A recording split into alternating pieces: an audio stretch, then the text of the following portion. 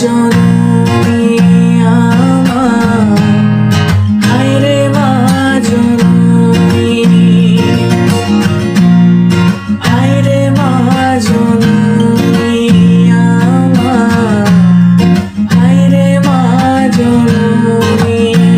বাবা মানে অনেক চাওয়া, বাবা মানে অনেক পাওয়া, বাবা মানে ছোট্ট শূন্যতা,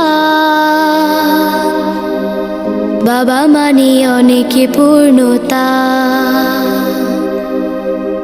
ছেলেবেলা হাত ছানি দেয় আজও সকাল সাজে, আমি বড় হইনি আজও বাবা তোমার কাছে। চিরদিনই থাকবে বলো তুমি আমার সাথে, মা বলে ডাকবে বলো সারা জীবন ধরে। বেলা শেষে তুমি আজও অনেক অভিমানী, কেউ না জানুক আমি জানি তোমার সোনামণি। মাকে হারানোর পর বোঝা যায় মায়ের কথা। যে সকালে তুমি ঘুম থেকে উঠতে মায়ের ডাক শোনার জন্য, আর সেই ডাক চিরদিনের জন্য থেমে গেছে। যে হাতে তোমার জন্য খাবার বানাতেন, ভালোবাসা দিয়ে মাথায় হাত বুলিয়ে দিতেন, আজ সেই হাত মাটি নিচে। যখন মা বেঁচে ছিলেন তুমি হয়তো বলেছ, মা আমি ব্যস্ত আছি, মা পরে কথা বলবো। কিন্তু আজ তুমি সময় পেলেও আর সেই কথা শোনানোর মানুষটি নেই। আজ তুমি চাইলে আর মাকে ফোন করে বলতে পারবে না, মা আমি পৌঁছে গেছি।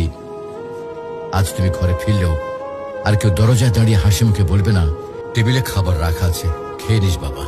মাকে হারানোর পর বোঝা যায় তিনি শুধু একজন মা ছিলেন না, তিনি ছিলেন ঘরের আলো, জীবনের দোয়া আর হৃদয়ের শান্তি।